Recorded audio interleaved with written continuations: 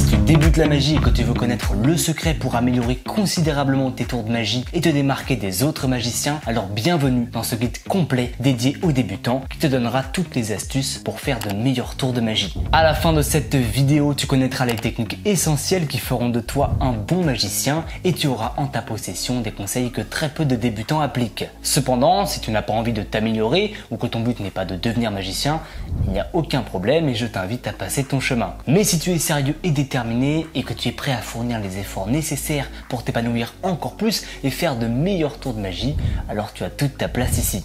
Je me présente, je m'appelle Neuf de Pique et je suis magicien depuis 5 ans. Bienvenue sur ma chaîne YouTube, le meilleur endroit pour devenir magicien et résoudre tous les problèmes auxquels tu pourrais être confronté en débutant la magie. Cette vidéo est la 4e d'une série de 5 vidéos dédiées aux débutants. Alors si tu n'as pas encore regardé les premières vidéos, je t'invite à aller les voir dès que tu auras regardé celle-ci. Le lien est juste là. Et n'oublie pas de t'abonner et d'activer la petite cloche des notifications pour ne pas rater les prochaines vidéos. Il y a 2 mois de tournage qui séparent les premières vidéos de celle-ci, c'est pour ça que j'ai un petit peu changé de style. Mais en tout cas aujourd'hui on va voir une vidéo en 2 parties. Donc partie numéro 1 où je vais vous donner les conseils à appliquer et en partie 2 on va voir le cas pratique, le cas concret. Parce que je vois déjà très rarement ce genre de vidéo sur YouTube au niveau de la magie. Donc si en plus je peux aller plus loin que ce qui existe déjà, eh bien moi on aura des conseils et un cas pratique, ce qui est parfait. Alors un point hyper important, tu n'es pas obligé de tout appliquer, parce que sinon tu vas te prendre la tête. Applique uniquement ce qui te parle le plus, tu vois,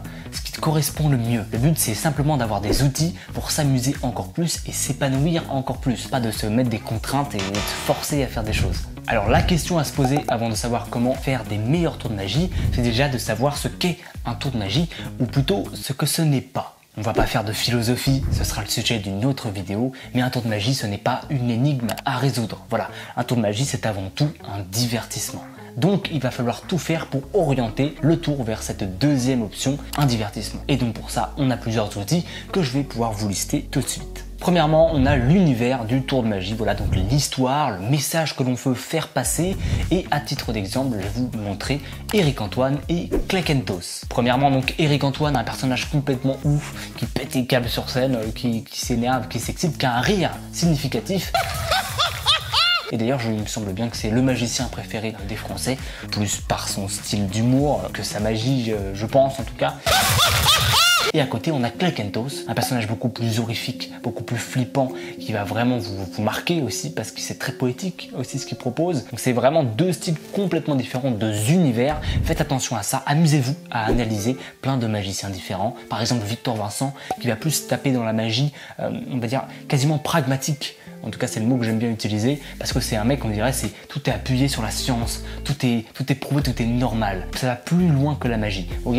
Donc là, c'est intéressant et ouais, c'est plein d'univers différents. Je vous invite à les analyser et à vous faire votre propre avis. Et donc, tout ça est basé sur l'univers de leur tour de magie. Numéro 2, une bonne accroche. Il faut attirer l'attention des spectateurs et pour ça, ta problématique doit être forte. Alors ça fait un petit peu dissertation dit comme ça, mais non, tu dois simplement donner envie aux gens de voir la suite de ton tour. Par exemple, tu commences ton tour en disant « Je vais vous montrer un tour de magie qui m'a permis de gagner beaucoup d'argent ». C'est un exemple d'une accroche qui peut être plus intéressante que simplement « Je vais vous faire un tour ».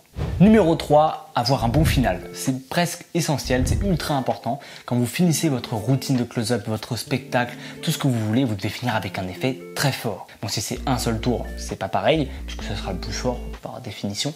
Mais du coup, vous faites un tour de magie et faites en sorte surtout de laisser un souvenir. Donc voilà, une carte ciné, une petite prédiction, et comme ça, vous pouvez même passer votre carte de visite si vous en avez une. Ça peut être très sympa. Donc à l'occasion, laissez des souvenirs, ça va marquer les gens, ils s'en souviendront, et votre effet final doit être le plus fort par rapport à toutes vos routines et tout, pour que les gens s'en souviennent à vie. 4. La mise en scène. Alors c'est un mot qui peut faire un petit peu peur, mais non, ça peut juste être vos déplacements quand c'est sur scène, ça peut être d'où les spectateurs vont vous regarder, s'ils seront sur une chaise, s'ils seront debout. En fait, on va adapter notre mise en scène, notre gestuelle en fonction des gens, ça peut être tout ça. Moi par exemple, un truc qui est plus technique, alors on peut appuyer. Si vous faites un petit peu attention, j'ai tendance à beaucoup utiliser mes sourcils quand je parle, ou avoir beaucoup de gestes, des gestes qu'on va appeler parasites, ou à beaucoup bouger, me dandiner, on va dire, quand je suis devant les gens. Et c'est un truc qu'il faut que je corrige. parce que c'est des gestes parasites qui brouillent l'esprit dans l'inconscient des spectateurs. Ça, c'est du genre de mise en scène un petit peu pointu. Mais on peut simplement s'arrêter au fait de est-ce qu'il y a des gens derrière moi? Oui, c'est anguleux, très bien. Donc je dois rapprocher mes mains d'ici quand je fais un break. Ça peut être tout bête, ça peut être ça la mise en scène. Ça vient en fait à force de faire. Et ça peut aussi être comment on améliore son tour. Voilà. Est-ce que quand je dis vous allez faire des maths, alors faites 2 plus 4 plus 12, non. On fait participer tous les spectateurs, ils sortent leur téléphone et leur calculatrice et ils calculent tous ensemble en même temps le résultat. Et les gens participent, c'est de la mise en scène. La mise en scène, ça pourrait être une vidéo complète qui durerait des heures. Moi, je suis loin d'être un expert, c'est pour ça qu'il y a des metteurs en scène d'ailleurs. Mais je vous invite à vous y intéresser d'un petit peu plus près. Et donc pour ça, il y a une solution très simple. Regardez énormément de spectacles. Stand-up, que ce soit des pièces de théâtre, du chant, de tout. La musique, c'est ultra intéressant de voir des mises en scène différentes qui vont vous inspirer pour, à votre tour, créer votre propre style et votre propre mise en scène. Numéro 5, les finitions. Donc ça peut être le texte, l'entraînement et surtout les tests. Pas confondre texte, test, non. Pas pareil. Donc les textes, c'est si vous décidez d'écrire, ce que je vous recommande vivement, c'est beaucoup mieux pour savoir ce qu'on va dire. Ça évite d'être dans le flou, de bégayer comme à l'instant je le fais. Non, voilà. Donc au moins, bim, vous écrivez votre texte, votre trame. On est sûr, on est safe et surtout comme ça vous permet de retrouver votre spectacle peut-être 2 ans plus tard. Et ah, c'est vrai que j'avais écrit ça, c'est cool. On reprend, on s'inspire, trop cool. Ensuite, l'entraînement, essentiel, bien s'entraîner, ou suffisamment, ou en tout cas vos risques et périls, si vous ne le faites pas. Et enfin, les tests, ça c'est ultra important, c'est bien d'avoir bossé, c'est bien de s'être entraîné, mais quand on présente son tour, si ça marche pas, eh ben on reste pas comme ça, et on améliore, et on peaufine au fur et à mesure. Pour aller plus loin, reste bien jusqu'à la fin de ce guide. Dans la 5e vidéo, tu auras le droit à un cadeau réservé aux abonnés les plus fidèles. Ok, donc fin de la partie 1, parce que là on a vu beaucoup de blabla, hein, c'est cool, il y a beaucoup de choses à exploiter de votre côté. Et maintenant on va attaquer la partie 2, donc le cas pratique, le cas concret. Ok, donc ensemble on va mettre en pratique les conseils. On va utiliser pour ça un tour d'exemple qui sera un tour de carte très simple et basique, une carte ambitieuse. Donc première étape, l'univers. L'univers du tour. Et ben je pense partir sur quelque chose de fantastique. Pourquoi pas? Donc on a vu Eric Antoine, c'est plutôt la folie. Kento, c'est plutôt quelque chose de flippant. Ok, bah là pourquoi pas un univers fantastique pour ma part, et pour ça je vais utiliser les cartes Bicycle et on voit qu'il y a des anges sur le dessus des cartes, et bah ça sera mon point de départ. Numéro 2, l'accroche. Je vais pouvoir dire un truc du style, je crois que mes cartes ont un pouvoir magique. Voilà, ou même on peut aller plus loin en parlant des anges qu'il y a sur les cartes et en disant que eux ont des pouvoirs magiques. Je crois que mes cartes ont un pouvoir magique. Je sais pas si vous avez remarqué, ici on a des anges, ok, des petits anges, et je crois que eux ils contrôlent les cartes. Numéro 3, finale. Alors une carte ambitieuse, si vous savez bien, c'est un effet à répétition d'une carte qui remonte sur le dessus du jeu, mais jamais vraiment de la même manière. À chaque fois, on la perd de manière différente, on mélange, on peut faire mélanger le jeu au spectateur, bon, il y a plein de manières de faire. Et donc là, le final, c'est la carte va pas se retrouver sur le dessus du jeu, mais bien dans ma poche. Mise en scène, alors là, je vais vous l'expliquer, c'est difficile à illustrer, mais en gros, pour ma part, je fais participer les spectateurs, et donc à chaque fois, la carte est perdue d'une manière différente, et elle remonte sur le dessus du jeu. Et donc, je demande aux spectateurs de toucher la première carte. Et donc, quand ils sont plusieurs, je demande aux spectateurs différents de toucher la première carte. Comme ça, tout le monde peut participer. Même à un moment, il faut pousser la carte dans le milieu du jeu, et je demande à quelqu'un de pousser la carte dans le milieu du jeu. Tout bête comme mise en scène, je fais participer les spectateurs. Et donc en mise en scène, il faut que je fasse attention aux angles derrière moi, notamment pour l'empalmage final. Voilà, aussi simple que ça. Donc je dois bien rester face aux gens et faire attention qu'il n'y ait personne derrière, même si ça peut arriver, mais là c'est du détail. Ok, alors cette fois-ci de manière un petit peu plus rapide. Et donc vous avez vu, je crois que c'est à cause des anges, mais vous savez les anges ils ont des ailes. Et donc si on claque des doigts, hop là, la carte ne remonte pas. Alors c'est normal parce qu'elle est en fait en dessous. Non, toujours pas. Mais vous savez, ils ont des ailes donc ils peuvent voler. Peut-être qu'ils peuvent envoyer la carte jusque dans ma poche ici.